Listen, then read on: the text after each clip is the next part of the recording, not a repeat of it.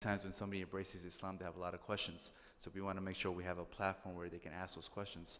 And sometimes they're not able to make it for Sunday, which we understand. So then Sunday, every now and then, we try to switch it up as well. So today, that's what our topic is going to be about. We also have some announcements at the end regarding the Eid holiday and all the good stuff come along with that. So please hang out with us for a little bit, and then I'll kind of bring everybody up to speed on that. And if you guys have any questions for me, I can kind of take them at that time as well. Everyone doing all right? All right. You'll be okay.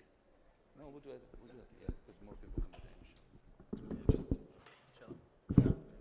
No, I'm good. All right. Assalamu alaikum. Alhamdulillah wa salatu wa salamu ala rasulillah wa ba'd. So, alhamdulillah, it's nice to see all of you. Again, some of you are kind of new faces, haven't seen in maybe a while, or I just forgot you maybe. Alhamdulillah. So I'm kind of come about once a quarter to the New Muslim program, sometimes once every 6 months. So how many of you already know me, by the way? Nobody knows me. No, just like know who I am, like my name. And okay, alhamdulillah. Okay. So my name is Mustafa Umar. I'm the education director and outreach director here at the masjid. And also I run an Islamic university which is down the street called California Islamic University. So that's a little bit about me. I've studied Islamic studies in Egypt, in India, in France, in Jordan, in Sharjah, and in England. So I kind of traveled different places. So that's kind of why I'm here in the masjid, and that's why I'm running a school.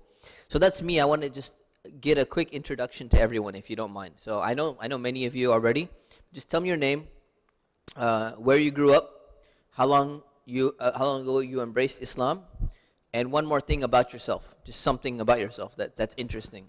Or even if it's not interesting, just say it anyways. All right? Start with Frank. Bismillah. Go ahead. Yes. My name is Frank. I've been Muslim for 2 years and plus. And I was born and raised in Los Angeles. And something exciting about me is that I attend California Islamic University, the one that Shaykh Mustafa directs, and it's the best class environment that I can possibly enhance all of you to attend.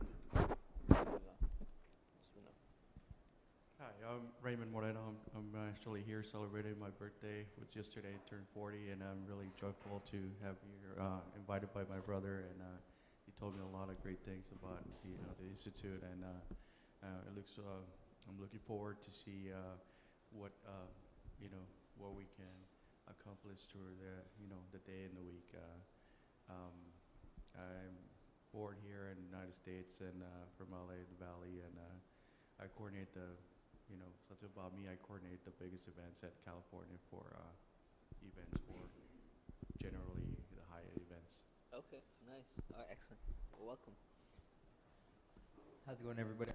Forrest Long the third. I'm 22. I'll be 23 next week, and I'm very, very privileged to be here. And alhamdulillah, I actually have my best intentions to attend the university myself, so I'm excited for that. How long you been Muslim for? I converted about a month ago. Excellent.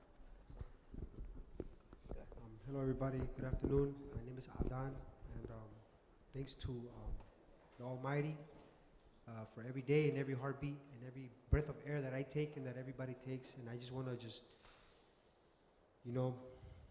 thank God for the world and everything that's positive in the world. And I want to just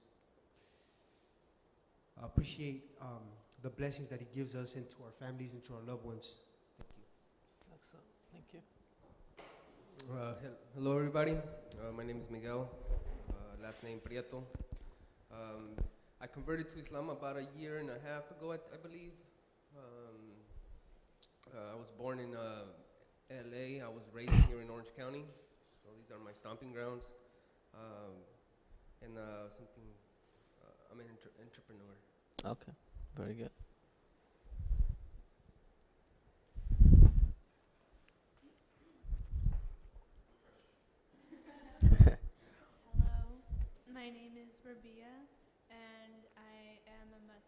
for almost 3 years now. December 15th will be my 3rd year.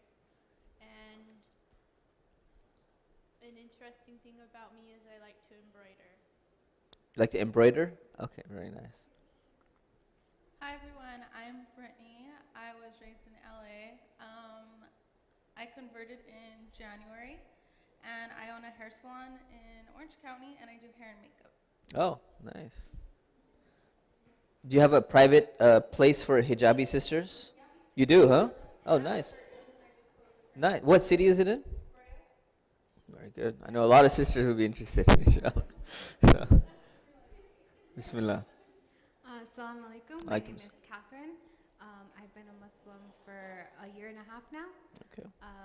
I'm half Mexican, half Guatemalan, and I guess the special thing about me is that I'm almost a 3-year cancer survivor. Alhamdulillah, mashallah. Alhamdulillah. Alhamdulillah. Alhamdulillah. Hi everyone, my name is Anna. I converted about a month ago. Something interesting is I worked at Disney for 3 years and I was dopey. Nice. That is very interesting. Assalamualaikum. My name is Sarah E. and I was born in Mexico. And I converted 4 years ago. Alhamdulillah. Something interesting. I like to smile a lot. Very nice. Very nice. Assalamu alaikum. My name is Jenny. I'm Mexican born, raised in Los Angeles, and I really love photography, but I don't have an actual, like a fancy camera. I just really know how to do all the lighting tricks and everything, so I really would like to pursue that. Very nice. MashaAllah. Excellent. Alhamdulillah. All right, excellent. So today's just going to be kind of a casual Q&A session, even though there's like a big chasm between us somehow with this setup, but that's okay. Just feel free to ask any questions you have, questions that you come across. People may be forwarding you emails, or nowadays it's more like sending you a Facebook share or something like that, or a WhatsApp forward, and you're like, is that really part of Islam, or is that not part of Islam? Is that a cultural thing, or is that part of the religion? So sometimes there's confusion in these things, and it's important to clarify those things. And also, we're in a special season right now. On Tuesday it's going to be the day of Eid. Tomorrow is the day of fasting, the day of Arafah. People are gone for the Hajj pilgrimage. So probably there's maybe more questions about things like that. So if you have any questions about that or about anything else, this is the place to ask it. Okay, Frank, you ready to start? Start it up. So I guess the first question is, my brother has been asking me about fasting throughout these days that I've been doing. So can you just elaborate a little bit more into what the rewards are and what the concept of fasting really means to us? Sure. So fasting in Islam is what it actually is basically refraining from the 3 basic human needs. That is food, drink, and intimacy. Like the 3 strongest desires that human beings have. So we go without those 3 things for the daytime, starting from dawn until sunset. And what that basically does is it develops a level of self-control and self-discipline in you so that you can serve God better. And that's pretty much the concept of fasting. Now in the Quran it mentions that fasting, like Muslims are supposed to fast the way that the people of the past fasted. Now people of the past, what that means is referring to people who had prophets in the past. So people of Jesus, the people of Moses, the people of Abraham, they used to be fasting as well. Maybe slightly different, but they had a fast as well. If you look at Jews today still, they actually have fasting as well. Their fasting begins after sunset and continues all the way to the next day in sunset. So fasting is 2 times in the year. One time in the year is mandatory, and that is month of Ramadan. So Ramadan was about 2.5 months ago. That was fasting. Now we're looking at a second time where it's encouraged to fast. You don't have to, but it's encouraged. And that has to do with the Hajj pilgrimage. So the pilgrimage to Mecca is called the Hajj. And because of the Hajj season, the pilgrimage season, we're highly encouraged to be fasting, to be doing extra good deeds, because this is a time of the year that's connected with the sacrifice of Prophet Abraham. So Abraham was ordered by God to sacrifice his son as a test, which is something that's in the Bible. Jews and Christians both believe in this. So we're recommemorating the spirit of sacrifice of Prophet Abraham that's there as well. And we're reconnecting ourselves with Prophet Abraham. So because this was the time when he was doing that and he was told to do that, we're actually considering this time to be special. God gives us extra, blessings in this time, and that's why we're fasting, doing extra charity, doing extra good deeds during this time. Okay? All right, yes.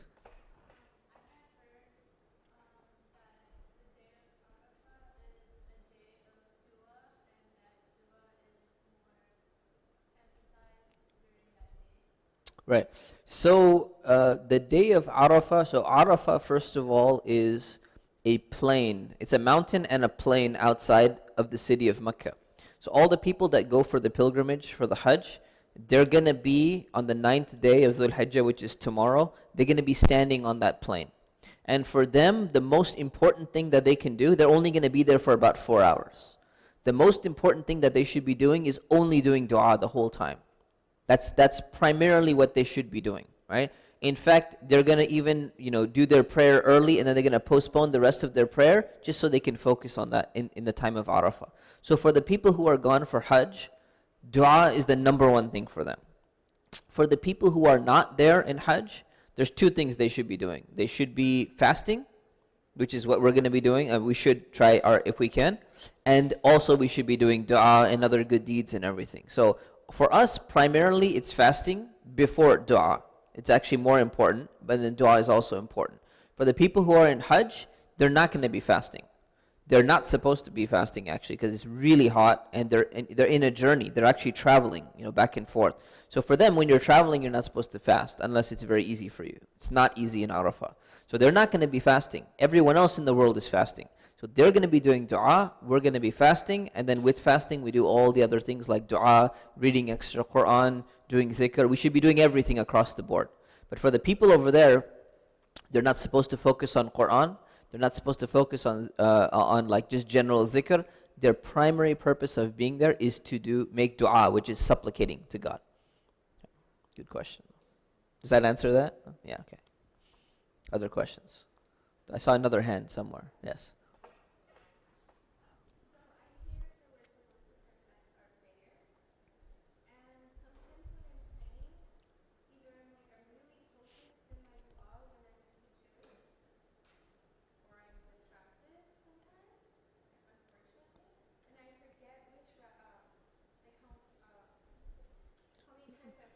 Yeah. For sajda only, or for the rak'ahs, or the units of prayer? For sujood? Okay. So what happens basically is anything that you forget in the prayer, it's something that can be corrected if you remember. If you don't remember, it's another issue, right? So when you're in the middle of prayer, you're going into prostration, which is sajda. If you forget whether you did 1 or 2, what you do is you just assume the lowest number and you add 1 more. All right? So if you're like, was it 1 or 2? Just assume you did 1, so you do 1 more. Right? I guess that's the only scenario that you're going to encounter. Because you forgot and you did 1 more, at the end, you do the 2 extra sajdas of mistake. So anytime you make a mistake in the prayer, that's like a mistake like this, before you finish your prayer, you do 2 more sajdas and then you give the salam. You're familiar with that concept? Okay, so there's that concept. If you ever make a mistake in prayer, like let's say Zohar prayer, right? This prayer that we just did. Let's say we started to say Allahu Akbar, and you start reciting out loud, Alhamdulillahi Rabbil Alameen. You're not supposed to recite out loud in the daytime. And then you stop yourself like, oh no, what am I doing? So because you made that mistake, at the end of your prayer, you do 2 extra prostrations to make up for that, to compensate for the mistake, and then you finish your prayer. Then you're good to go.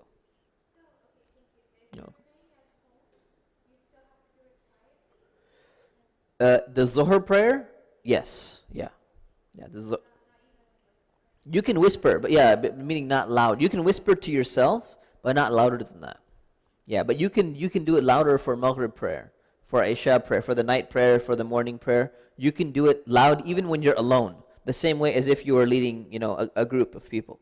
So you can do it loud if you want to. Some people just still whisper to themselves anyways. But the daytime prayers, you should not be doing it so loud that other people can hear you. Why the daytime? We don't know exactly why, but we can kind of have a hint that in the daytime, the groups were much smaller. Because remember, they don't have microphones, right? So it's much smaller. People are working, and they're in the fields, and they're doing all different things. So the groups are very small. Everyone kind of prays in their own. They're not going to come to the masjid. But in the nighttime, everyone's off of work. They're not working at the time. So the congregation is going to be larger, right? And that's why for the Jummah prayer, the Friday prayer, that's the only prayer, and the Eid prayer, it's the only prayers during the day where you actually recite out loud, because those are the ones where everyone is going to be attending. It's a larger congregation. So it probably has something to do with that. Okay. Yeah. Yes.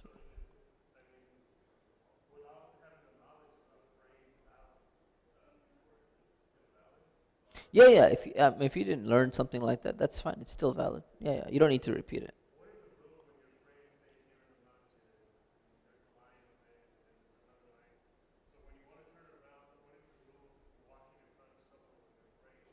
If you want to leave, were you in the middle of prayer, or you mean just like, oh, you're just trying to leave and there's, okay, so the rule is basically no problem. You're generally not supposed to walk in front of someone else who's in the middle of prayer. And the reason is because you're directing yourself towards God. If someone walks up to you right in front of you, like, you're directing yourself to that person. So that's why you generally don't want to do that. So there's two rules. So rule number one is, when that person is praying, they're holding their hands like this, their gaze is kind of directed towards the ground, right? So what would be their vision, their field of vision, that if you were to walk in front of them, they'd be able to notice you? The scholars just estimated, like, if you're staring kind of like diagonally like this, your range of vision would be like about 3 lines in front of you. So if you're more than 3 lines in front of someone else, you can pass in front of them without any problem. Right, because then you're not distracting them, and you're so far away that no one's going to be like, oh, that doesn't symbolize any type of like someone standing in front of you while worshiping or something like that. So that is the general rule when the mosque is kind of empty, or if you're in a park or something like that. You can walk in front of someone as long as you're not within 3 line distance of their side of vision or where they are. You can walk in front of them as long as it's further than that. The rule inside the mosque or any place which is really cramped or packed or something like that is, if there's no other way to get out besides passing in front of them, you're allowed to pass in front of them.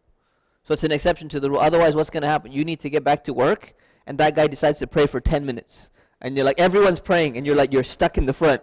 You're never going to get out of the masjid. You're going to be like spending half an hour waiting for everyone to finish. There's an exception to the rule. Yeah. So if you go to Mecca, for example, you'll literally spend probably like 10 hours before you'll even get out if you're in the front. There's no way to get out, basically. So there's an exception whenever there's difficulty, severe difficulty like that, you can leave. It's not a problem. Yeah. Any other questions? Yes.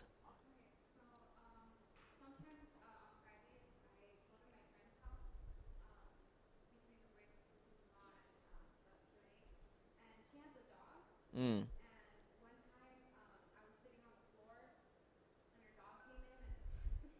The dog attacked you? Yeah, that's not good. Okay.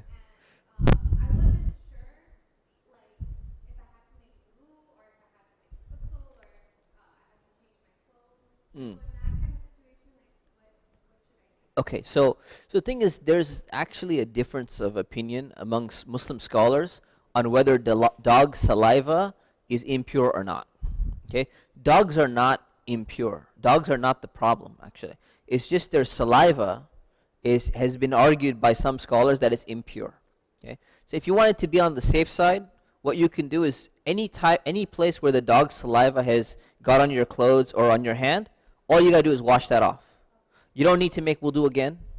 Your wudu does not break by contact with the dog or dog saliva or anything like that. All you got to do is just wash that part off where the saliva got there. According to the Maliki school, which is a very prominent school of thought as well, dog saliva is pure too. So if it gets on you, you don't even need to wash it off. right? So that's also fine. And like basically the people who follow that are like all the North Africans, Morocco, Algeria, they all follow the Maliki school. Even in the Emirates, they all follow the Maliki school. A dog can come and lick them all over, and they're just going to start their prayer. No problem at all. And that's a valid opinion. It's a very authentic opinion as well. Okay? Alhamdulillah. Yes.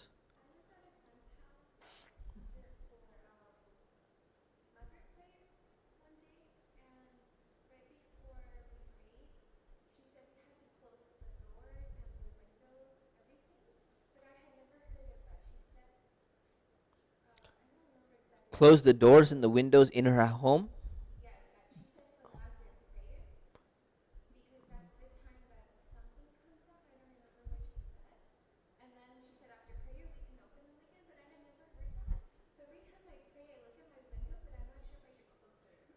No. So there's nothing like that.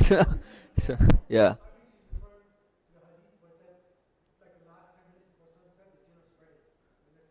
Yeah, but they can go through the door, so it's not going to help you. No, this is not with regards to that. So yeah. So no, there's nothing like that. So yeah, there's no need for that. yeah. If it was, then they would have covered like the doors to the mosque in Medina during the time of the Prophet when it was Maghrib time. They did not do that. Right? So no, there's no basis to that. No. That's fine.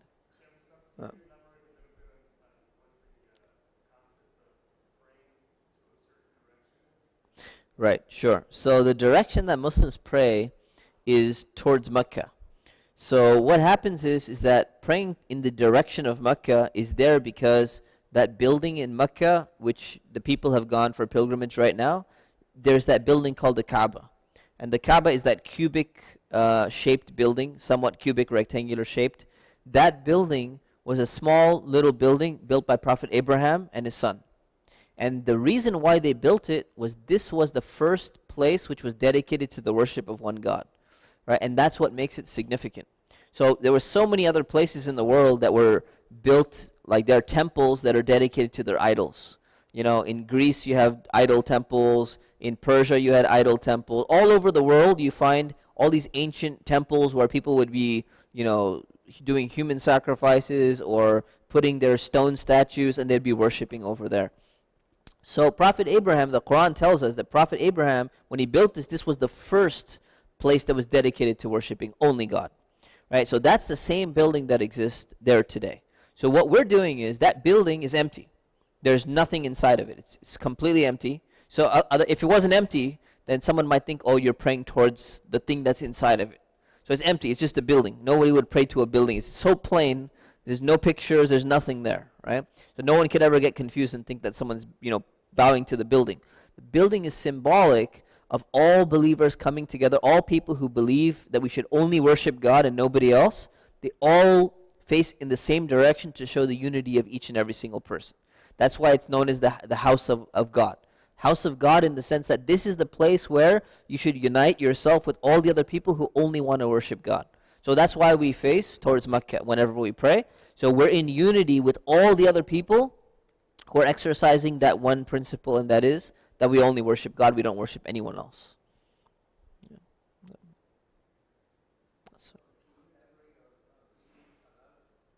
On eating halal? Yeah, so halal has a few things. So halal basically means something that is, don't worry about the linguistic meaning, but halal basically means something that's lawful. It's allowed. So there's two terms in Islam. Halal means allowed, it's lawful. Haram means prohibited. You shouldn't be doing it. Right? So basically, Muslims should only eat halal, right? Because they shouldn't be doing anything that's haram. So they're kind of two opposites. One thing is halal, one thing is haram. So what are some examples of halal and haram? Halal food, you asked about food in particular. So halal food is basically anything that's allowed for us. Now, the interesting principle in Islam is everything is allowed on earth, like anything in the world is allowed for you to eat, unless it's specifically told that you're not allowed to eat this thing. So anything you find, as long as that doesn't fall in a category of what's forbidden for you, you're allowed to eat it. So what are the things that are forbidden for us so that we know that we can eat everything else besides these things? So when it comes to animals, we are forbidden from eating pork or any type of byproducts. We're forbidden from eating carnivorous land animals like lions and tigers and things like that. And we're forbidden from eating anything else that's going to harm us or that's going to cause us, a problem like rotten meat or, anything else like that. So anything besides that pretty much is okay to eat, and it's allowed for you to eat it. The only other criteria when it comes to animals in particular is that they have to be cut in a certain way. So they have to be slaughtered with a knife or with something sharp that actually kills them so that the blood actually comes off. So the blood starts to come out. So for example, let's say someone had a chicken, and there's some places in the world where they take a hammer and they just hit the chicken over the head and it dies. And then after it's dead, they cut off the head. What happens is it died before the blood was able to come out. So the heart has stopped beating, and now the blood will come out, but the blood has already congealed inside the veins of the animal. So when you're eating that meat is considered to be impure. Muslims are not allowed to eat that meat. Right? And the reason why is because the blood is there. Same thing happens if an animal, if you're driving down the forest and you hit a deer, all right, and you're like, oh man. So you get out, you look at the deer is dying and it dies. And you're like, oh, the poor deer, I didn't mean to do that. But at the same time, you know what? It's a deer. I like deer meat. Let's roast it and let's eat it. You're not allowed to do that. The reason why is because the deer died and it did not get slaughtered, so the blood did not spill out of that deer. So you're going to be eating that meat that's mixed in with the blood, and that blood is very bad for you. Right? So we're not allowed to eat those type of animals. So it needs to be slaughtered in the correct manner. Right?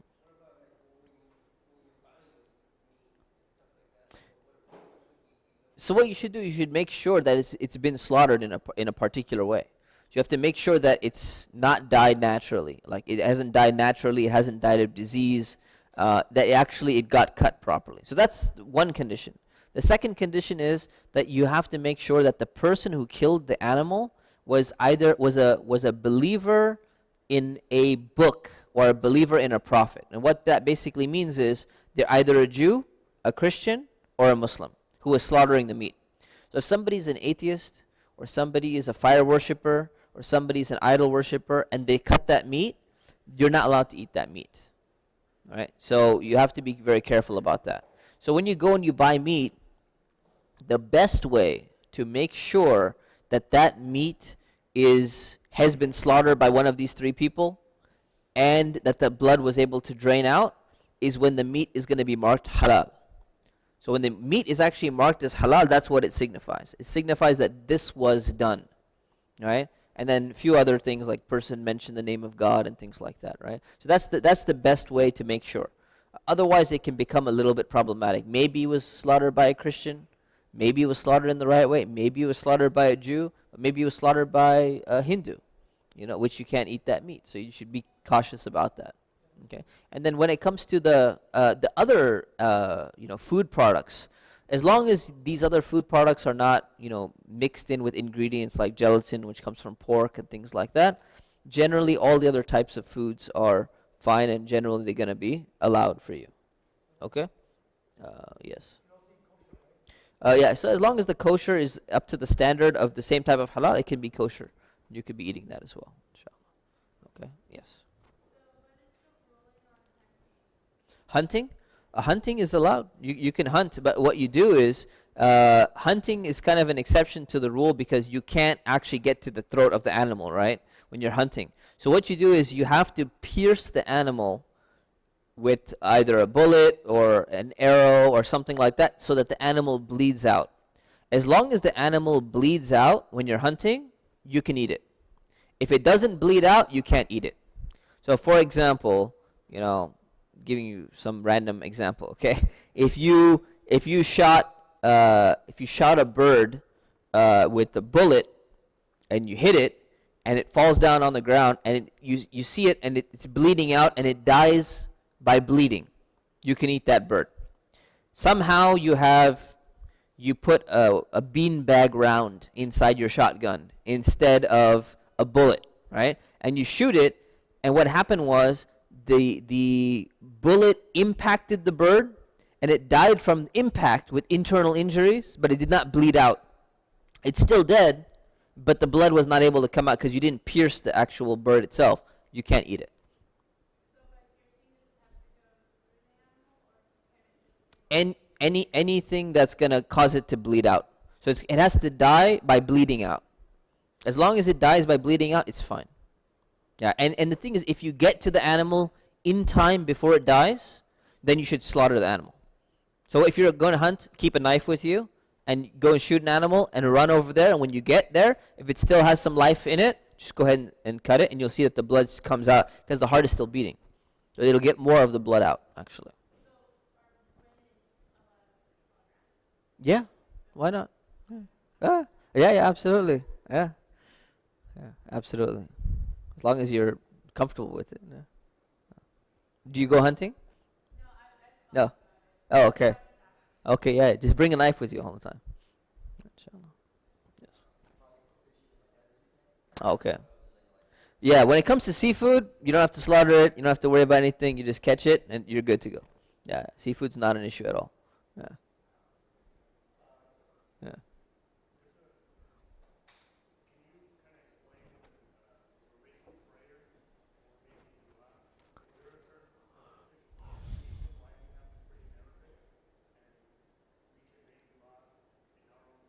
Right. Yeah. So the reason why the prayer is kept with Arabic specifically is because a large part of the prayer is the Quran. And the Quran, reciting the Quran is considered an act of worship in and of itself. And by reciting it in Arabic, part of it is you're preserving the Quran. Preserving the Quran by people memorizing it, by people reviewing it, by reading it in the original language, preservation is very important because Islam is viewed as being the last religion. There's not going to be another message, another prophet that's going to be sent. And what happened in the previous messages or the previous prophets that were sent, their message was changed over time. And part of the way it was changed is because people have modified the scripture, or they've added commentaries to it, or they lost their original scripture. So the original language that they have was not able to, you can't preserve the original language. So even if you translate a scripture that's sent by God, you try to retranslate it back, you're never going to get the same thing. It's always going to be different. That's any language. You take a letter that you wrote in Spanish, translate it to English, translate it back to Spanish without looking at the original, you're not going to have the same words. So what's going to happen is you lose a lot of meaning in translation. And that's why preserving the Arabic through memorization, through constantly reading it, in addition to studying it in other languages, that helps to preserve the message of the Quran. And that's necessary because there's not going to be another prophet that's sent. That's part of the reason why it's so important to keep the prayers in Arabic specifically. But when you're done, you can supplicate, you can talk to God, you can ask God for whatever it is in any language you want. You could remember God in any language you want. But there's that one specific part which maintains the purity of the Arabic language because it helps to preserve the religion. Yes.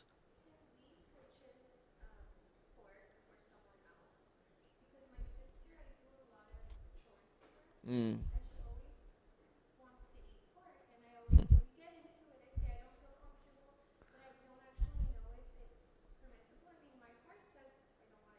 Right. So if you don't need to do it, it's better somebody else does it. Right? If there's nobody else, and like your sister cannot go out, she needs someone to do it. She can't go herself, and she's kind of, like you're the only one who can do it for her. You need to buy groceries. It's allowed to do that. Even though, because Christians in historically who have been living in Muslim lands, Muslims have always allowed them to actually have access to their pork. They did not forbid it. So they allowed them to have access to their pork. They allowed them to engage in transactions, but Muslims would keep themselves away from the pork, and they wouldn't even engage in business. They'll be like, we don't buy and sell pork with you at all. Even though we don't eat it, we're not going to engage with it at all. But that was kind of like, that was like when there was some separation between the religions within a community.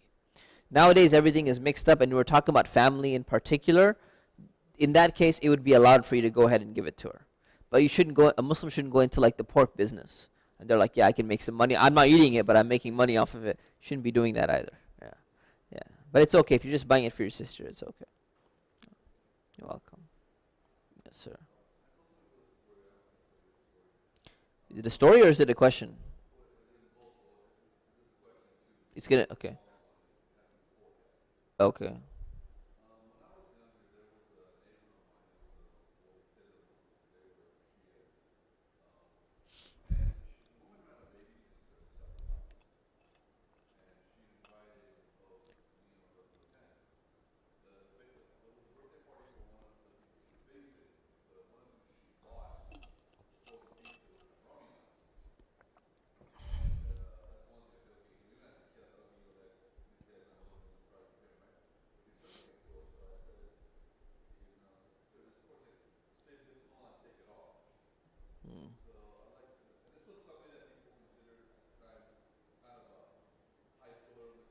Mm. Yeah, so the question about pulling pepperoni off of a pizza, what? Yeah, yeah, yeah, yeah. Regardless of where it's coming from, so pulling pepperoni off of a pizza, what ends up happening is pepperoni is one of those things where when you cook it, like the oil seeps into the cheese and all of that, right? So a Muslim should not do that. You should just get rid of the pizza and get another slice of pizza.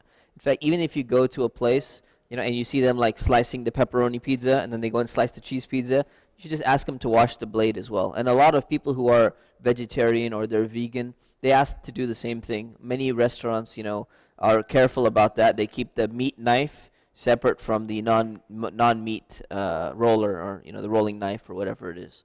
So yeah, we shouldn't do that in a product like that in particular.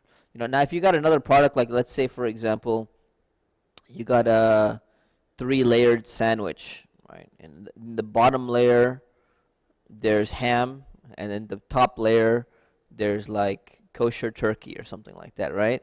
You could get rid of the bottom layer, even though it's touching the other bread. Get rid of, what I'm talking about? Three layer, meaning like one slice here, one slice here, one slice here. Get rid of the bottom 2 slices. You could eat the rest of it. You're fine, right? So as long as it's not like touching and the oil's getting off, it's fine. Yeah. Yeah, that's. Ask them to come see me. I'll talk to them. Yes. Oh, okay. Ask her teacher to come see me. I'll talk to them. Inshallah. Okay. Yeah.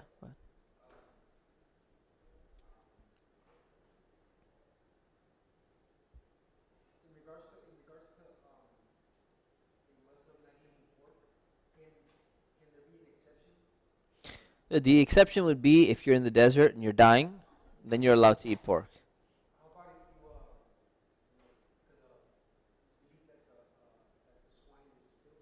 Mm, mm.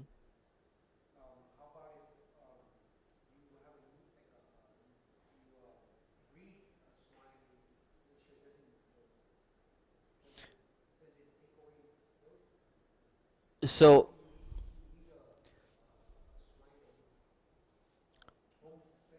like a laboratory grown swine, you shout. Yeah, yeah. So the reason why we don't eat pork is not only because it eats its own feces, and it's not only because of what it eats. It has something to do with the animal itself. So we don't know exactly which specific part of it. Is it its digestive tract? Is it because it doesn't have a neck? Is it because it has, so many other things? There's so many factors. We don't know exactly which part or which combination of parts is the reason why Allah forbade it for us, right? So if we say, okay, well, we can feed it cleaner food, we can make sure it doesn't eat its own feces, we can shower it every day, there's still something in there that we may be skipping, and God told us not to eat it for other reasons in addition to that, and we'll be missing out on that. So that's why we just say, what, we don't know exactly all the details, but we just won't eat that animal. Unless you're, yeah, unless there's an absolute necessity. Yeah. Yes. That's not that. See, the thing is that may be the wisdom, but there could be other reasons, right? So there could be other reasons. So it's all a combination mixed in. Right?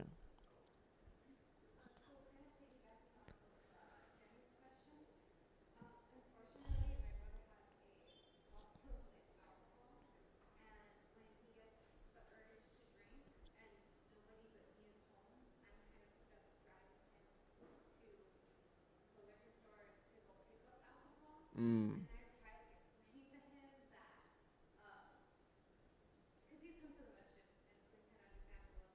Yeah. Mm.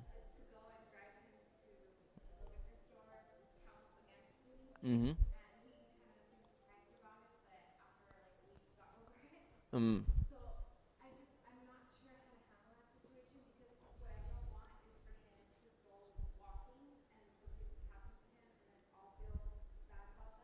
Mm. Have you tried to drive him just to the AA meeting instead? Like, you know, so she'd be like, "Sorry, I took a wrong turn. We're in a different place." You know, so oops. So, yes, I mean, the thing is, yeah, is it, what's the actual danger of him walking by himself?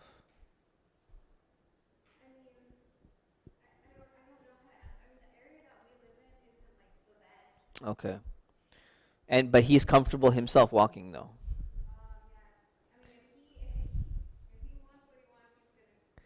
All right, even though it's not good for him, yeah, he knows that. So yeah, it's a really difficult choice that you have to make, but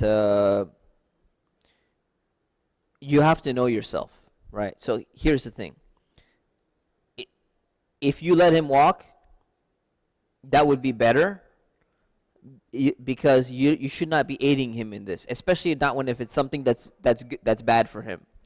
At the same time, if something were to happen to him, if you're gonna blame yourself so much that it's gonna really, really affect you, and you're not ready to handle that right now, then you might as well just keep driving him.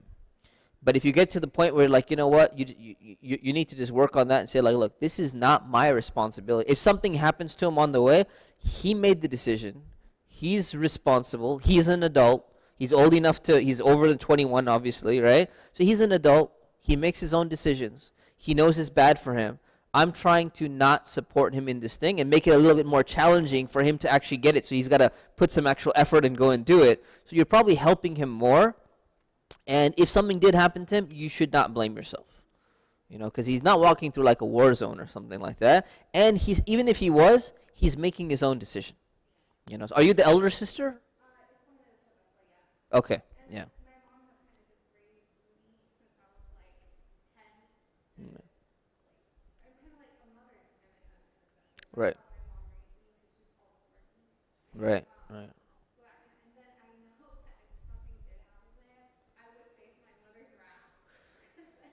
I I know you would, but at the same time, you need to just get to the point and remind yourself that he's an adult.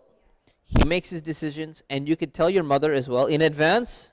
And if something happened, you tell her afterwards that, look, he's an adult. I warned him against it. I told him not to do this. I did so many things. I've tried my best. You cannot force him then. I mean, if you're not there one day, he's gonna walk anyways, right? Yeah. So if you're gone, you've gone somewhere else. You're far away, and he's like, I need something right now. He's gonna walk, and something can happen anyways. So you can't hold yourself accountable. And actually, nobody else should hold you accountable. So I mean, that would be my advice: is to get to the point where you're not gonna get into that guilty feeling. Yeah, and then you'll be fine, inshallah. Okay, you're welcome.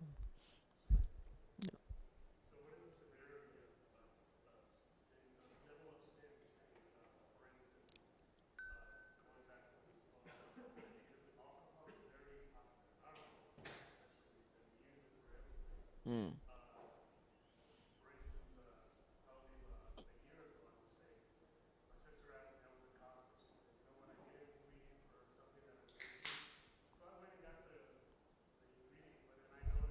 Mm. Right, right. So the thing is, again, if you're not buying it for selling, if you're not buying it for consumption, if you're not buying it to spread it in society, right? You are, you should try to get yourself out of that responsibility if you can. That's ideal. If you can't, and they're like, look, you go and buy groceries, all of these groceries for someone else, it falls in the same category as the pork question. Someone's like, look, family member, I need your help. I want you to pick this up for me. And you're like, no, I'm going to pick up everything but this. They're like, I need this, and now you're going to make me drive over to the store again or something like that. Once in a while, if you do it, it's okay. You're not going to be sinful for that. But if you can avoid it, it's better. Okay. Yes, sir. Yes.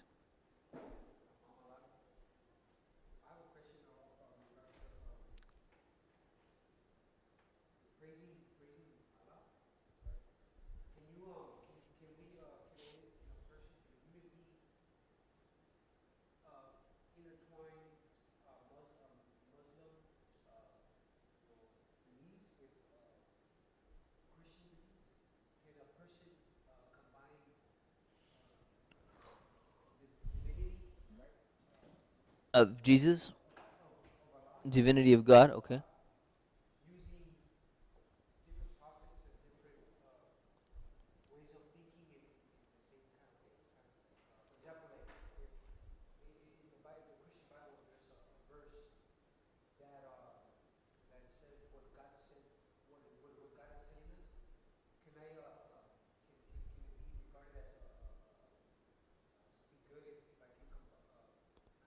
If you can read the Bible and take that from, is that what you mean?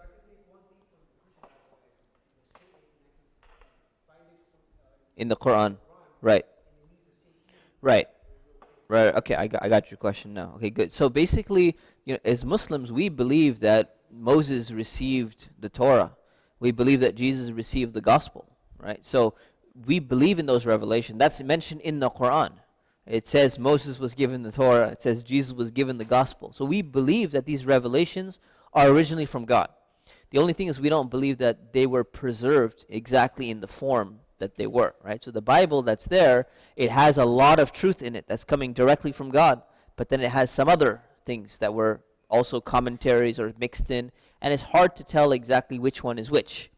So the way in which you can do, which is what Muslim scholars do, if you find something in the Bible and that concept agrees with what's in the Quran, you can safely assume that that's most probably the original revelation from God to Jesus or to Moses or to whoever, right? The way a Muslim would know it, right, is, for example, the verses about pork in the Bible. Same thing, verses about pork in the Quran. They match, message is the same, you shouldn't eat this. You say, okay, that's got to be a revelation from God. It's not made up, right? Same thing about respecting your parents. Take any verse about respecting your parents in the Bible. You see what it talks about respecting your parents and honoring your parents in the Quran. Like that concept, that's got to be directly from the revelation. Yeah. It's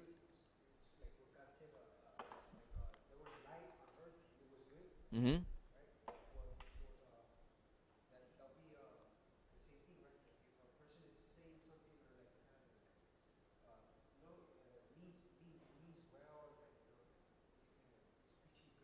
Mm-hmm.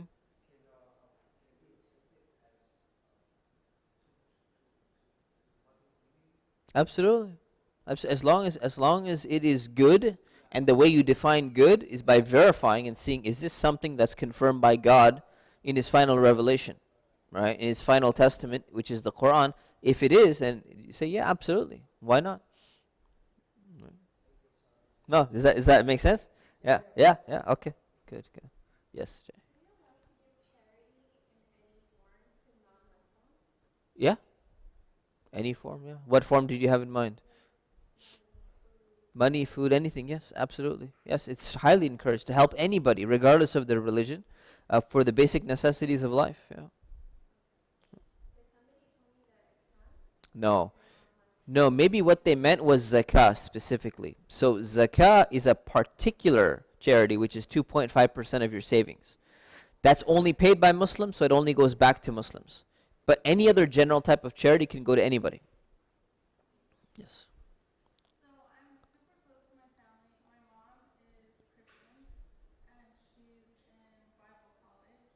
Mm. So we share a lot of like what I learn here, what she learns. We don't judge one another whatsoever. That's my mom. Mm. But what makes me kind of uncomfortable is like say if it's dinner and she always ends with like her prayer, you know, just praying over the food or something. She ends her prayer with in Jesus' name, amen. Yep. Or if there's like something good happens, she's always like, oh, thank you, Jesus. So everything to her is like thanking Jesus. Mm. And you know, for me, obviously, I'm thanking God. So I don't want to like bump heads over that with her. Mm-hmm. But how would I? Like maybe while we're praying over the food in my head, should I just be saying in God's name, amen? Have you discussed the issue with her? Did you ask her, can you just pray in using the word God instead of Jesus?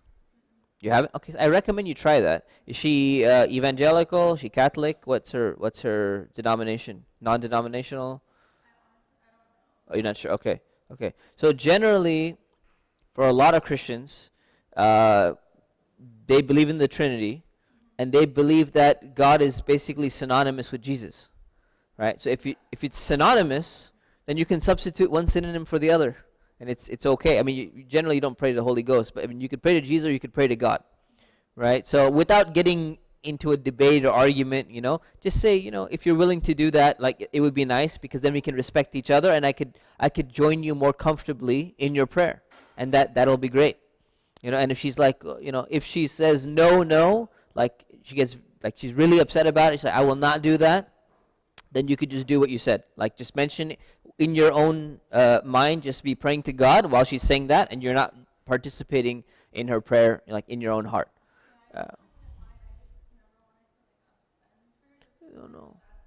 No, but asking someone to do that is I ask my Christian friends all the time when they come and they're like, they say, oftentimes they'll come and say, can I make a prayer for you? After we have a long discussion, I would like to make a prayer for you. Can I do that? I said, sure, with one condition.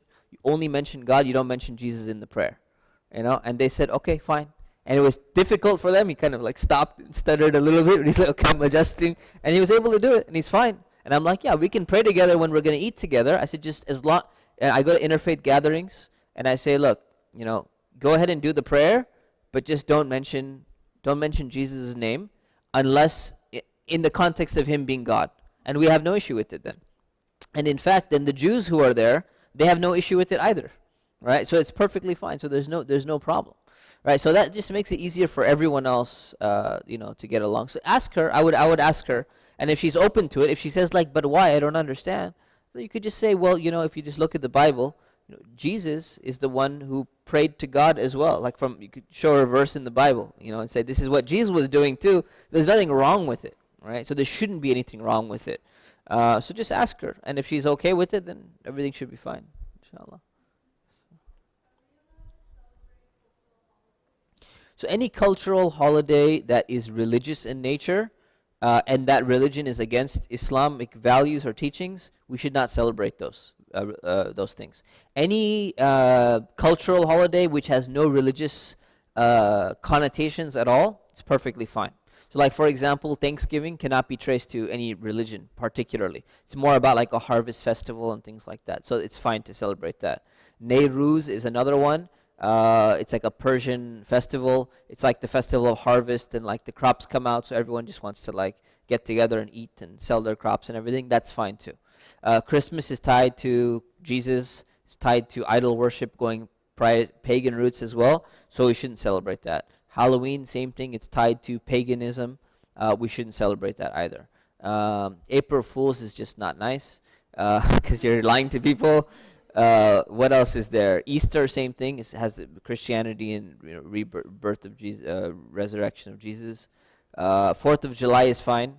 Celebrating the independence of the country. That's why if you believe in independence, if you thought that the English should have won and controlled America, maybe you don't want to celebrate it. It's up to you. So that's purely cultural holiday as well. So yeah, as long as there's no religious elements that are against Islam, it's fine to celebrate cultural holiday. Yeah, Jamal. Christmas, yeah, we should not. Yeah.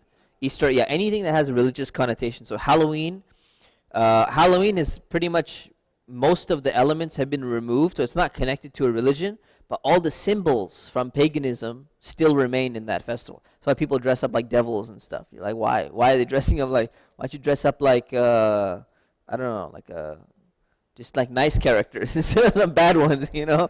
So it would be fine. So it's fine. You can dress up, but just dress up on a different day. So like my kids, man, they're ready. My son wants to dress up as like a little droid robot or something like that. And I'm going to let him do that. It's just he's not going to do it on Halloween day. He's going to do it like maybe in the summer or winter or something like that. Some other time, inshallah. Yes, sir.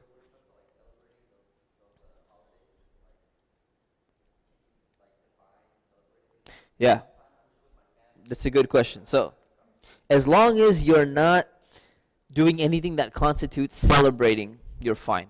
Okay, so let's take Christmas. You're going to go to the Christmas dinner because your family's having a dinner. Okay, having a dinner with them is not celebrating Christmas. You're not affirming that, we believe that this is, when Jesus was born, and therefore Christianity is, he died on the cross for our sins and all. Just by having a dinner, you're not affirming that. So that's not celebrating. That's fine.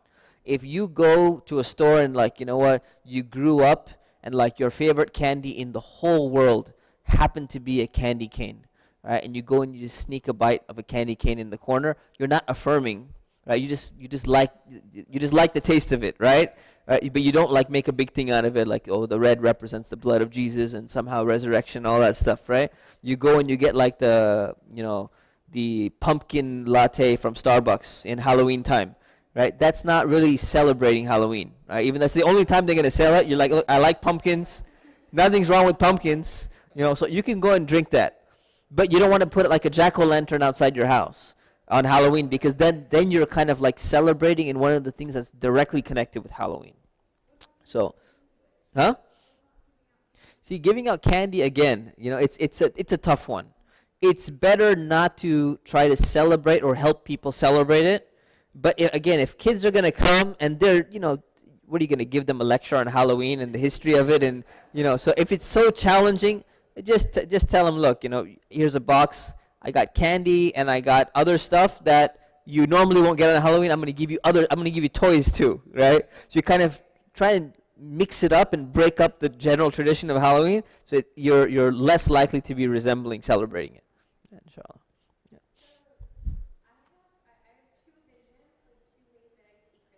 Okay.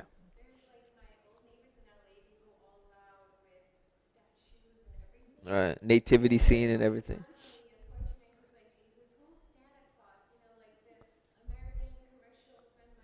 Yeah.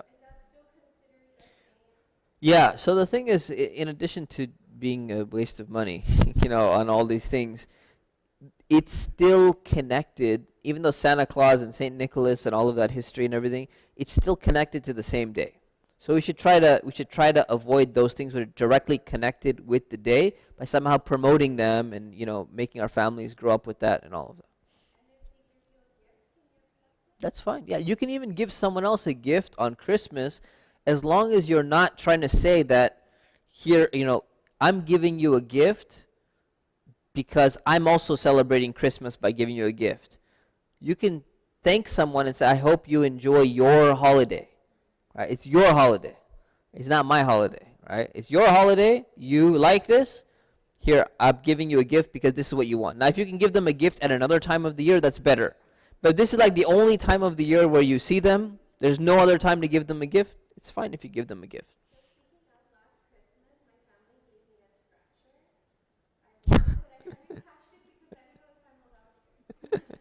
So the best thing would be, since that lottery system, you're not going to somehow hurt them or disrupt the system by throwing it away. What I would do is redeem it and give all the money in charity. That's all you want. Okay, someone can eat a burger or something like that. So that's how much our late cheeseburgers were on Friday. At the end of the program. So get a $3 cheeseburger next time. Inshallah.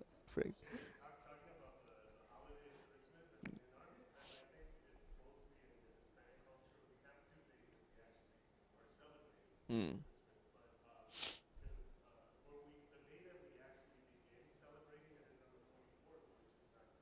Mm.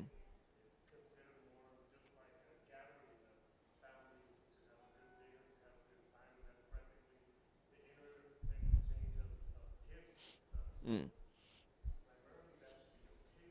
So that's still Christmas technically, because even in the Semitic calendar, it's like the Muslim calendar. So back in the day starts after Maghrib. So Christmas Eve is Christmas, because the night of Christmas, the night of Christmas Eve is Christmas actually. Yeah. So that's why the dinner's there. Yeah. Yeah. Yes.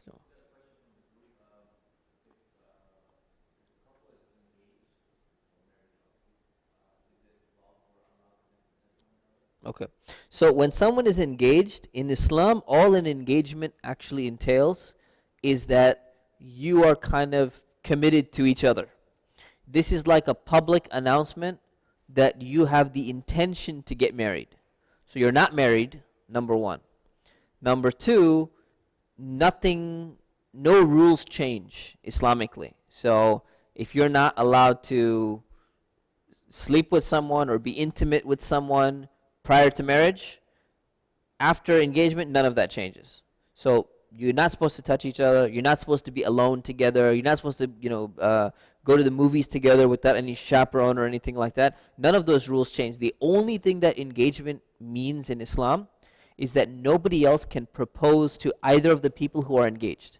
That's the whole purpose behind it. So it's like an announcement to everyone. It's like, you know what? Yeah, you're taken. You're taken, but you're not married yet, right? Now, right before engagement, if you're talking to someone, but you haven't made an announcement that we've made the intention to get married, someone else can come and propose in the meantime, because you can be talking to more than one person at a time, and that's okay. It's a very common question. I get asked this all the time. Can you actually talk to more than one person for the purpose of marriage? Yes, you can. You may not want to, you may not feel comfortable, but, for purposes of efficiency or whatever reason you want to do it, you're allowed to do that. So heard of efficiency one before. It happens. So there's nothing wrong with that. So engagement, no, you can't touch each other afterwards. The rules of hijab still apply. These rules of being in isolation still apply. So none of the rules change in Islam, basically, until the marriage is done. Once the marriage is done, that's it. Whether you throw a party or not, once the actual contract of marriage is done, then you're husband and wife. Just, everything else is okay. Yeah.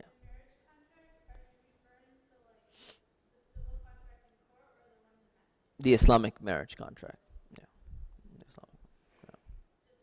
Yeah. Yeah, absolutely, yeah. That's the civil, which usually is done on the same day, or a day after. So for many people, they'll actually get the appointment with the city, and they'll go do at the court. They'll go and do the petition to marriage. Actually, well, most people don't get married. So there's two ways to get married in the city, or you go to the county. When you go to the county, you can get a license to marry, or you can get a civil marriage done over there. Most Muslims, what they'll do is they'll get a license to marry. They'll bring the license, and when they're doing the ceremony here in the masjid or wherever it is, in a hotel or something, the imam who's performing the marriage, they will sign off. And when they sign off, they mail it back. That's when your marriage is processed. So it's actually done at the same time. Most people, unless you want to get the civil marriage done. So there's usually no reason to do that, but some people do that. I did that, but for a very long reason.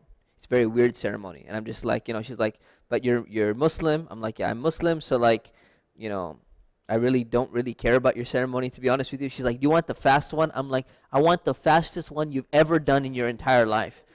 She's like, okay, got it. So this woman, this lady, she's a judge or whatever. She comes and she's like, do you? Yes. Do you? Yes. Okay. Is that enough? I'm like, yeah, that's it. All right, you're done. That's it. Done. It was like a 30-second marriage, which was great. But you don't need to do that, actually. You're not really supposed to. I had exceptional reasons. So anyways, that was done.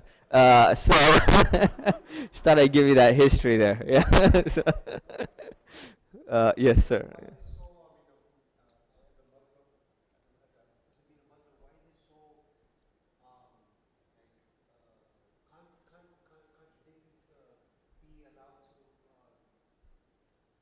To get a civil marriage done? Oh.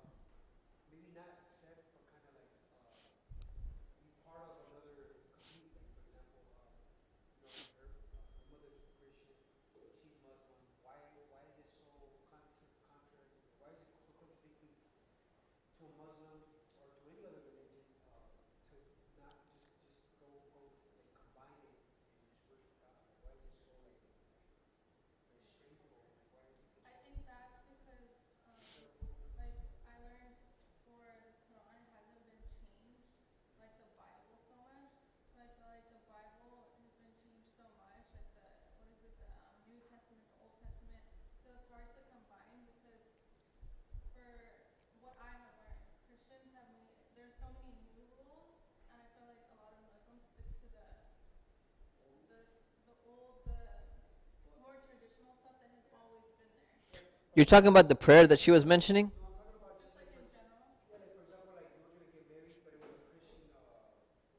No, the problem is not that it was Christian. The problem is, the real problem was it cost extra $40, and there's no need for that because you're gonna get married anyways, right? In the mosque. So you've done 2 marriages. So what's the point of doing 2 marriages? No, no, no. The lady wasn't even Christian. I think she was atheist or something like that. She was just doing a court marriage.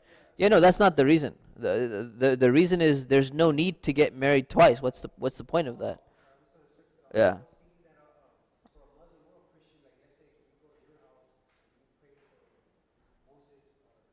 Mm.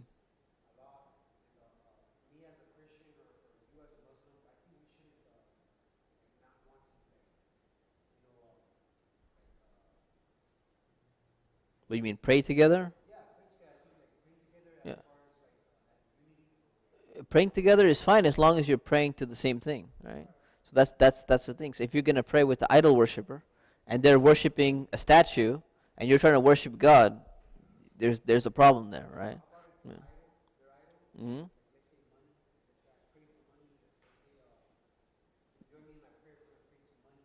Right.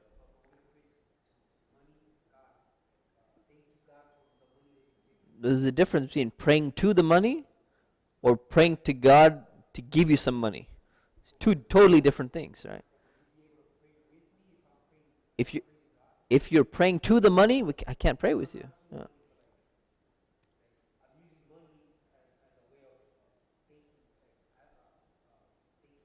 Yeah. So the maybe there's a semantic, it's semantics, right? So no, so when you're talking about money, so when you're saying praying to, right? We always pray to God. You could pray to God for something, but other people, they will pray to something else besides God, Jesus or money or a statue or whatever it may be, right?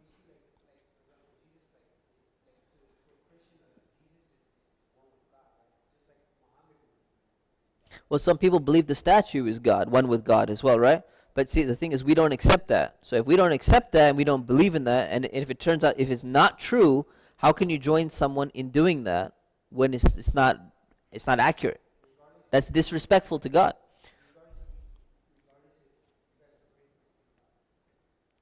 The thing is, you're not praying to the same God if this thing that's being identified is God. So let's say, weird example. Let's say someone comes in and says Jamal because he's got a long beard. Say, Jamal is God incarnate. I'm gonna pray to Jamal. Okay. So I'm just saying. So someone comes in and says that, right? He goes, I'm gonna. Right?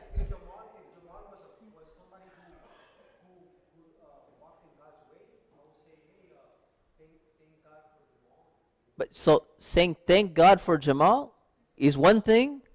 Saying I'm gonna pray to Jamal is a totally different thing. They're 2 separate things. You can't combine the 2 together. Yeah.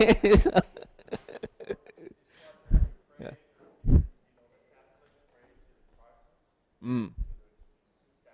Mm-hmm.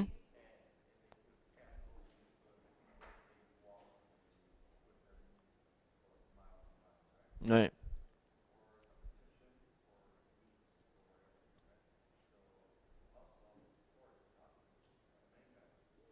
Right.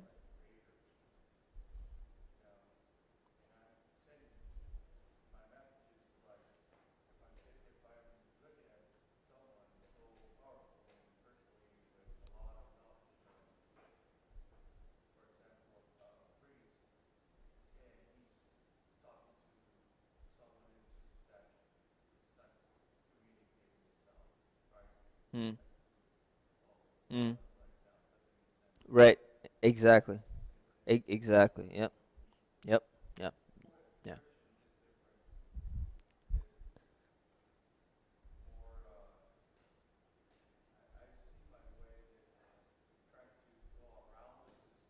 Mm.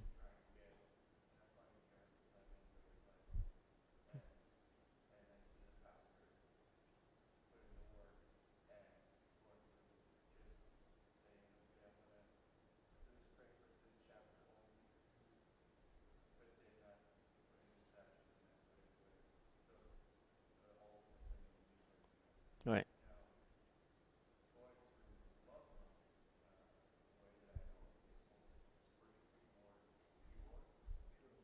Right. Right. Right. Excellent description. Thank you. Thank you. Sisters, anyone else? Yes.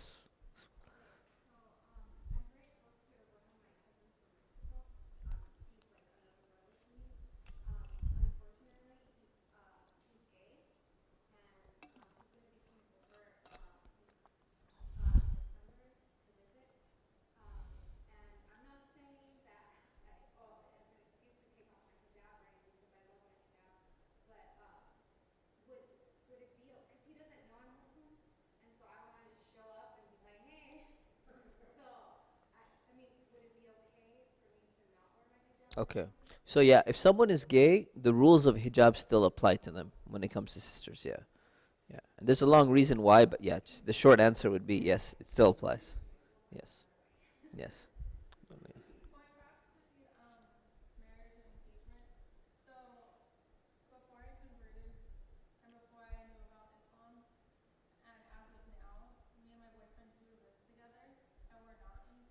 Hmm. Um, so you recently accepted Islam, right? Okay. Yeah. So I mean, you should try your best to either get married very quickly, or try to keep some distance as much as you can, and as quickly as you can until you actually end up getting married. Yeah.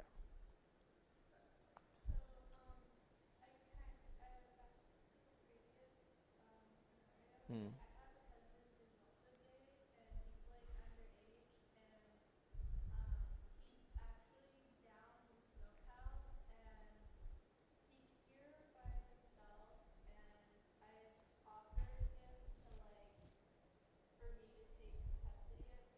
It's your brother? Oh, your cousin. Okay.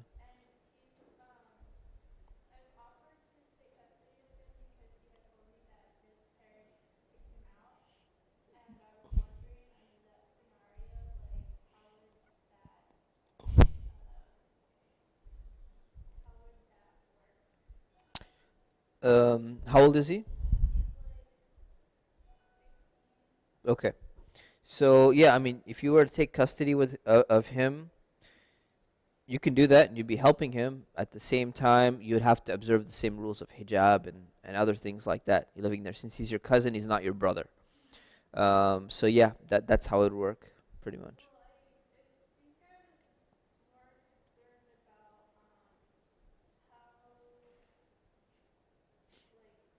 Whether you're supporting him in what he's doing and things like that. Right. Right.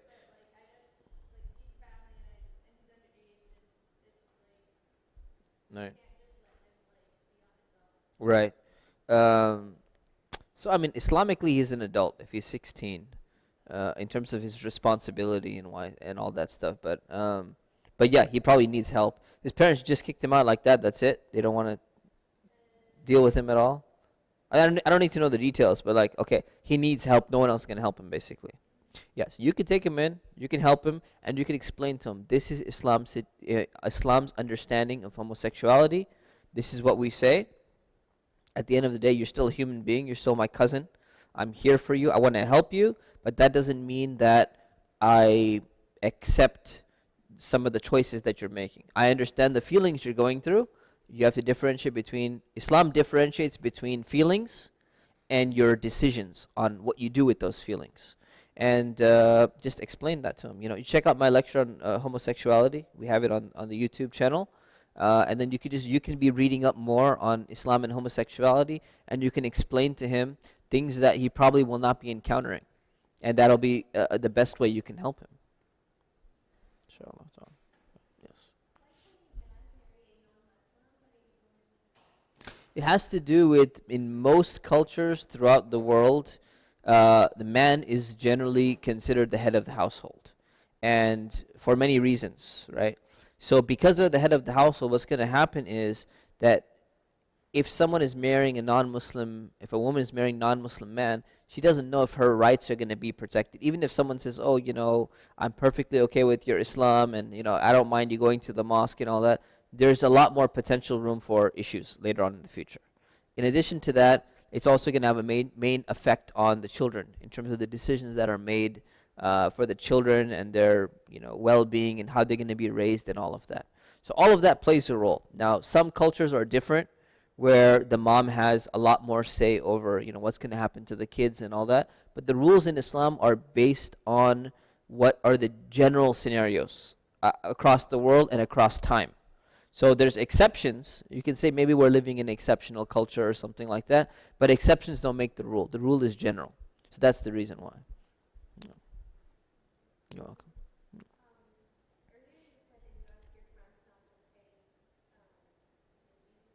Yeah.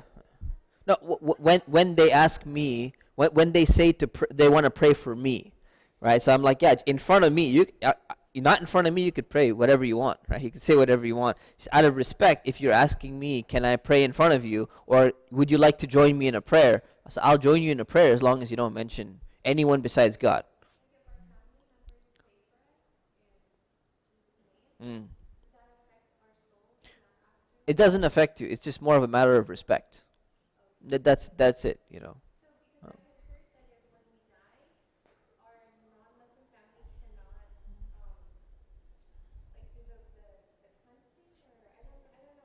The washing?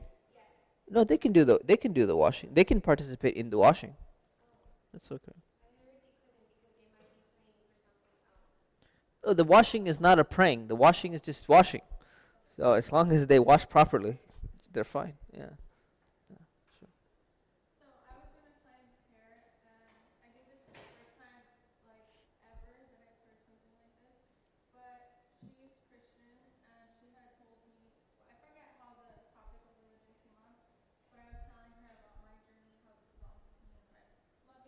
Mm.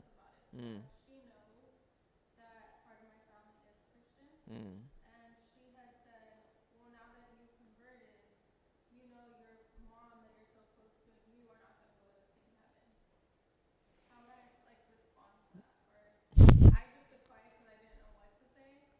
Okay, was this a Christian lady?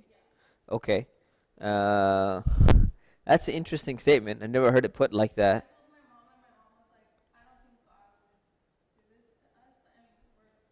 Wh- Right.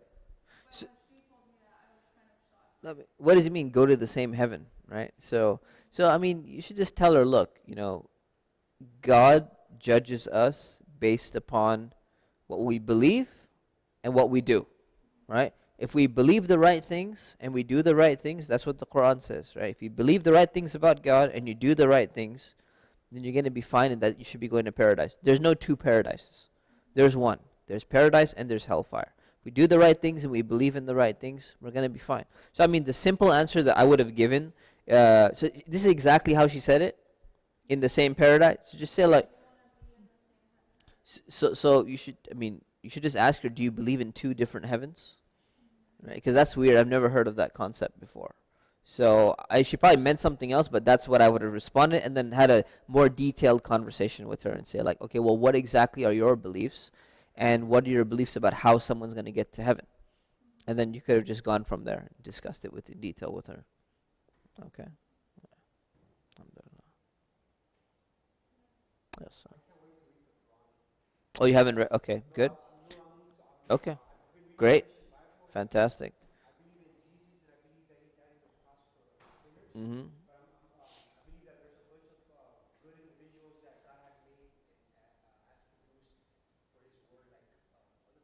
Excellent, excellent. I'm very glad you said that. Yeah, I can't wait till you read the Quran too. I'm excited as well.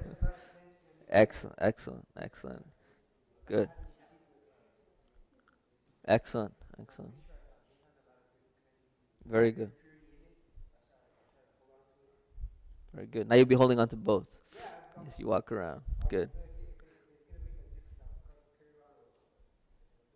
Excellent, man. Excellent. That's the best way. Yes.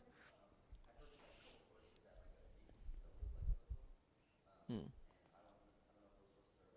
Hmm.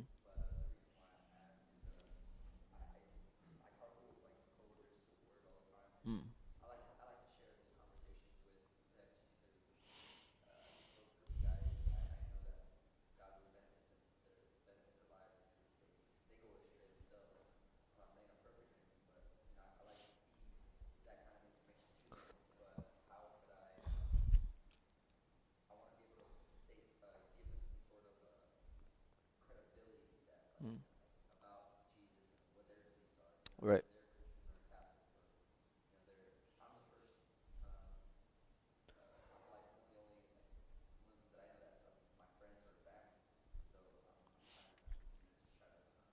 Yeah. All right. Okay. So Muslim, you could say that there's two types of meanings for Muslim. There's Muslim with a capital M. It's like identification, right? And there's Muslim with the lowercase m. Okay, so I just want to, this is just the way I explain it so you can understand it. So with uppercase M, it's like your identification. So uppercase M, Muslim, basically means someone who believes in the Prophet Muhammad, someone who believes in the Quran, right? But the Quran says that Jesus was chosen by God. The Quran says that Moses was chosen by God. The Quran says that Abraham was chosen by God, that Adam, the first human being, was chosen by God, that they were all messengers of God.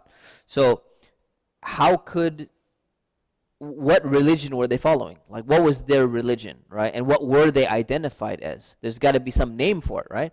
So Jesus never said that he's a Christian. He didn't say, I'm preaching the religion of Christianity. That word came later, right? The word Christianity came later. Moses never said, the religion I'm teaching is Judaism.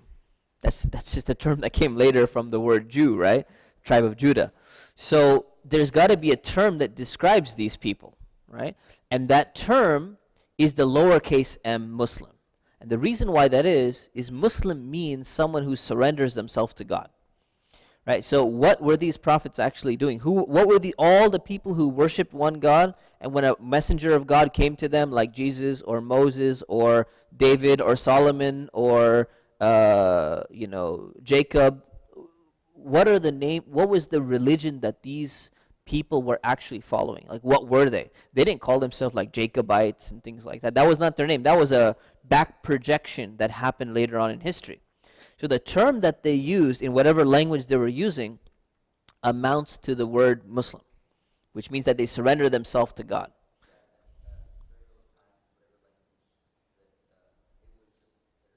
They was considered Muslim, and we know that from the Quran. So the Quran says that Prophet Abraham was talking about his descendants, and he says the religion that you're going to be following, and that your title that you're going to take on as description is going to be Muslim, which means surrendering yourself. Even though he was not speaking the same language, whatever Muslim amounted to in that language, that's what it meant. A person who surrenders themselves to God. Yeah, lower capital just means like someone who lived until the Quran was revealed, right? But prior to that, it's a different book. It's a Torah. So if you lived at Moses' time, you're going to be following the Torah. But what religion are you following? Are you a Torahian or something like that? Well, you got to have a term for yourself, right? So the term is you're the one who's surrendering yourself to God by believing in Moses, by believing in Aaron, by believing in the Torah, by only worshiping God. That's what it was. So whatever word that was used, it was equivalent to the word Muslim in whatever language, Hebrew or whatever language they were using. Yeah.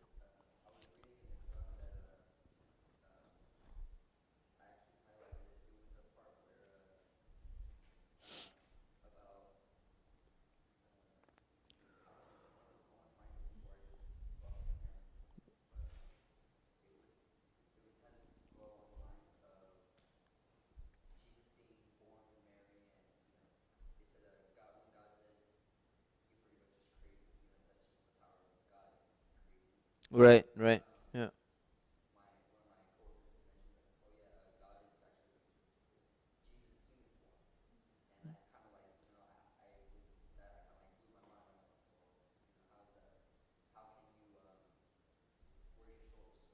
Hmm. Hmm.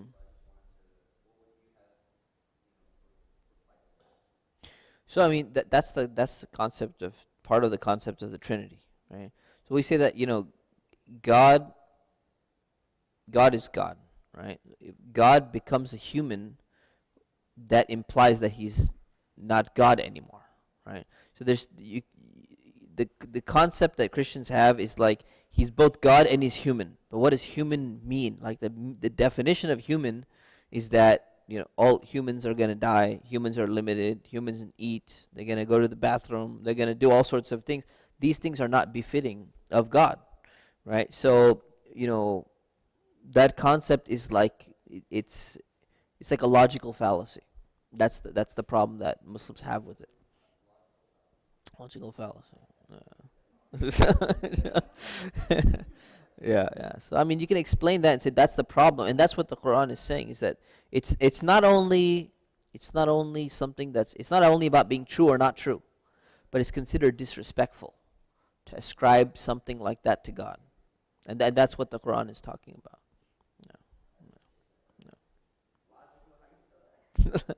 Logical, Logical, fallacy, Fallacy. You're welcome. Yeah. Yeah. Just do it in a nice, polite way. Yeah. Yes. In his copy of the Quran, yeah, you could take notes in your copy. No, you can. Yeah. It's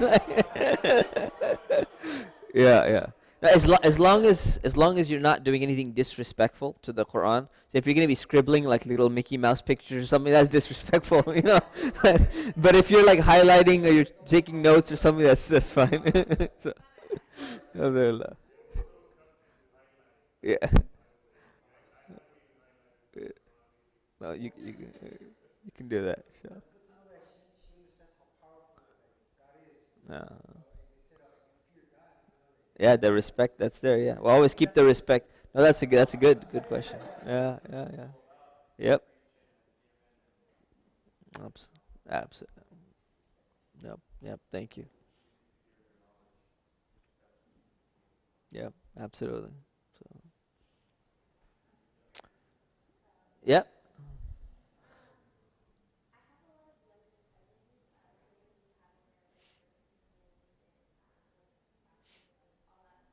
Mhm.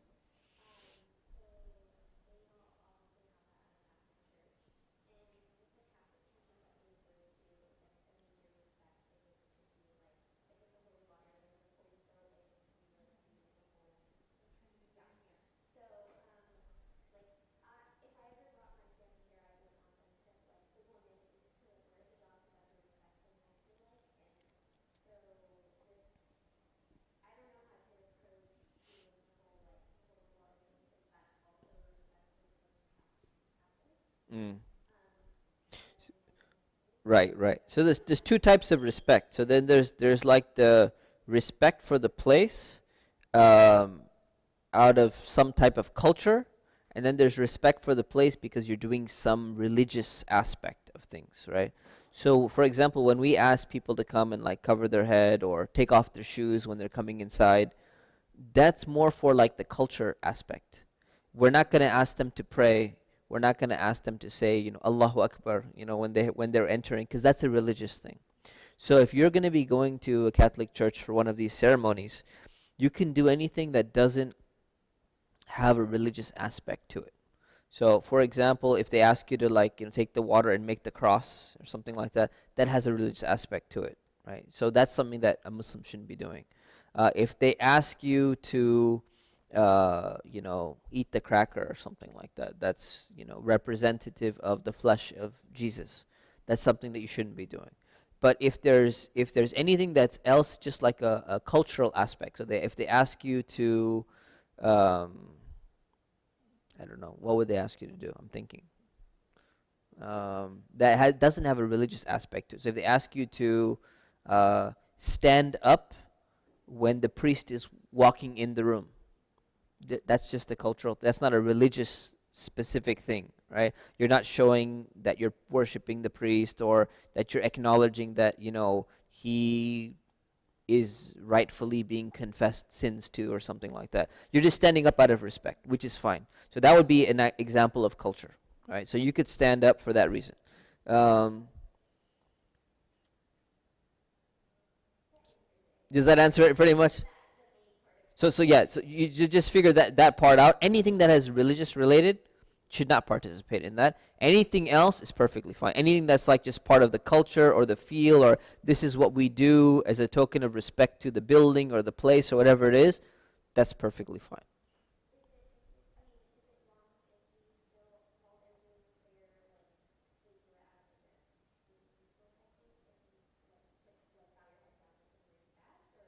You can bow your head out of respect, but if they're doing a prayer to like Jesus or to someone else, you do the prayer on your own in your own head.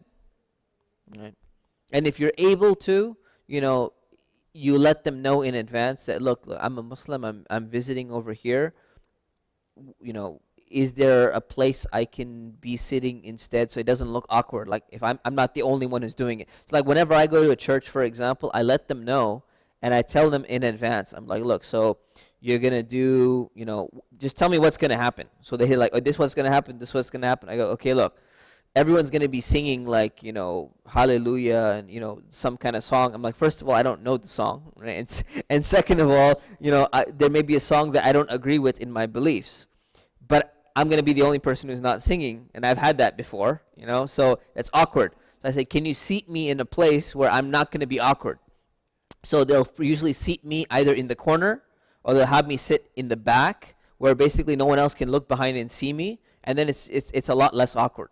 So it's like, for me, it becomes a problem because they want me to speak in the church, so they need me in the front, but at the same time, I'm not going to be participating in the other things. If I'm in the front, everyone's going to look at me because I'm the one who's like in the front in the middle. So I say, you know what, look, how about this?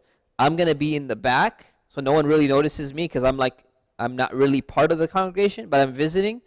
And then once that part is done, then I'll come up and sit in the front when I'm about to go and speak. So the more you plan in advance, the better it is. That's my advice on that. Inshallah. Yes. Bismillah.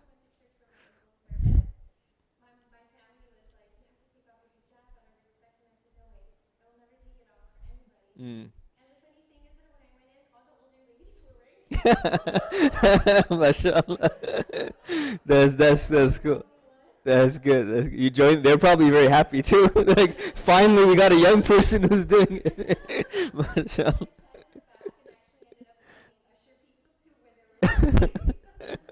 MashaAllah. That's good. Take over some responsibilities there. That's good. All right. Alhamdulillah. Okay, yeah. So also, just so you know, if you ever have any questions throughout the week or something, you can always send me an email. So Jamal can mention. My email is very simple. It's mustafa@iioc.com, which is this masjid. So mustafa@iioc.com. You can email me. Sister Jenny, definitely does it on a regular basis, which is fine. I love your questions actually. So yeah, feel free to just email me. And if it's like an urgent question where you need like a very, very quick answer, then you can text me. You could get my number from Brother Jamal, or you can text him as well. Or I don't know if you give your number, but you can get my number from him and you can text me. Inshallah. All right. Jazakumullah khairan. Assalamu alaikum wa rahmatullah.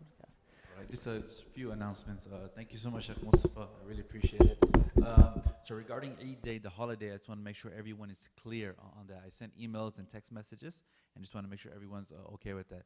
Tomorrow is the day of Arafah, right? We talked about, right, the day before Eid. So it's highly encouraged to fast, as how Shaykh Mustafa mentioned as well. But it's not mandatory. But if you can fast, it's really good. We're going to have iftar, a fast-breaking dinner at the extension building down the road tomorrow. So we send out registration forms. Everyone should have gotten it. If you have not received it as of yet, let me know. Just send me a quick text message. I can send it to you. Check your spam folder. For some reason, sometimes it goes in the spam folder every now and then, so you can kind of retrieve it from there. But if not, you haven't received it, just let me know. But again, it's going to be there starting at 7 o'clock, Sheikh, or 7:30? Like 7 o'clock, yeah. So it'll be 7 o'clock. You do have to register. So please do register, and we'll break fast there together. Delicious food, from what I hear. So that'll be good. So that's Monday, that's tomorrow. Tuesday is our holiday, right, the Eid. So the doors open basically at 7:30. The prayer starts at 8:30. It's going to be at the Anaheim Convention Center. Now, $16 for parking, okay? You can get your parking ticket at the office throughout the week, and even now if somebody's interested, I can get it, not a problem. But it's $16 to get in. We are going to carpool here for anyone who can help in carpooling. So if you have a group of 3 or 4 people that can get together, you can just split the cost if you like, right? A few bucks each, that'll be great. So since 7:30, the doors are opening, we're going to meet here at 7:15. We'll leave by 7:30 because we're collaborating with the Islamic Society of Orange County, the Garden Grove Mosque, and also the Tustin Mosque. So it'll be thousands of people. It'll be a lot of people. So we want to make sure we have enough time to get in and so forth. We don't want to miss it because they'll start 8:30 sharp. So this is why we're going to meet here at 7:15. So if you guys need a ride, you're able to give a ride. I know I can take a few people with me. If somebody else can offer to help out, that'd be great. We'll meet here 7:15. Also for others, this might be the first time, so we can all go together, not a problem. 7:15 we'll meet, 7:30 we'll leave. That is for the prayer itself. Any questions regarding the prayer or the dinner? Yes. It's encouraged. I mean, if you can, it's good. If not, I mean, they're gonna have like paper on the floor. But for extra padding, I would encourage it. Yeah.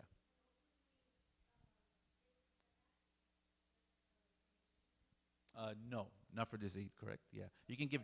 That's the Eid al-Fitr. Yeah, but you can give general donation if you want. But there's no specific zakah for this Eid. Good question though. Very good. Yeah, you can do a sacrifice. Yeah. But Shaykh Mustafa can talk about more. Sorry, so for the day of Arafah, any questions for the tomorrow dinner? Everyone's okay? Okay, yes, Adam. You want to fast? Good, good, good. So the fast basically is just like Ramadan. You start from the number 1 prayer, Fajr, till the number 4 prayer, which is Maghrib, sunset. So you want to wake up a few minutes before dawn. Okay? I can help you with it too. We have a small calendar. Is it 5:02 you got? 5:02 a.m. That's when dawn starts. So if you want to get up about 10-15 minutes earlier, have like your suhoor, your breakfast, just like Ramadan, so that it's able to sustain you throughout the day. Then you break your fast at sunset, which is, what time do you had on there? Sheikh Mustafa? Oh, yeah. Like around 7:35 or 7:34. That's the time of sunset, yeah. Okay? Yeah, Mika.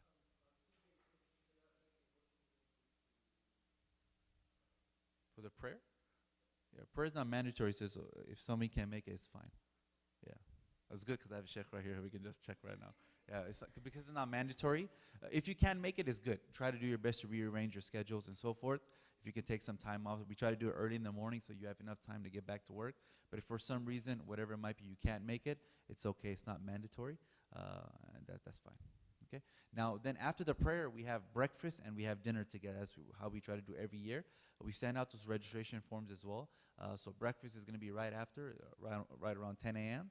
And then we're going to have dinner as well. So please make sure to spend time with us because, during this holiday, sometimes you might be the only Muslim in your family, right? And you might not have anybody to celebrate with. And we understand that. So we want to make sure that you guys have a family here. And this is our family, so we celebrate together, right? So try to take time out. That whole day we're going to party and have a good time the halal way, right? But just make sure you fill out those forms just so we have a head count regarding that, okay? And then the other thing was the IIOC Eid picnic. So we have an annual picnic here at the mosque. So that's going to be on Sunday the 26th from 12 to 6 p.m. So you've seen the flyers, you've seen online as well. And also for those you need to purchase tickets. So Sister Rania is here as well. She's usually in the office on Saturdays and Sundays. She can help you out with those tickets as well.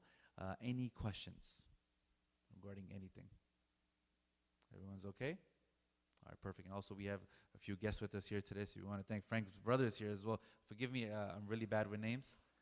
Raymond. Raymond is here as Frank's brother for the first time. And brother Adin, right? Adin is here as well, just kind of learning more about Islam. So we want to welcome them. We want to thank you so much for taking time out and joining us. And we want to always make sure we're respectful to everyone that comes here to the mosque. So make sure that you guys introduce yourself to our guests. So at this point, I think we're good to go. If you have any questions, I'm here. Sheikh Mustafa's here, or he might be leaving. But if you guys can help us out with the tables and chairs, let's get them folded and put away. We have some extra food we can take home, and we're good to go. May Allah bless you all. Assalamu alaikum.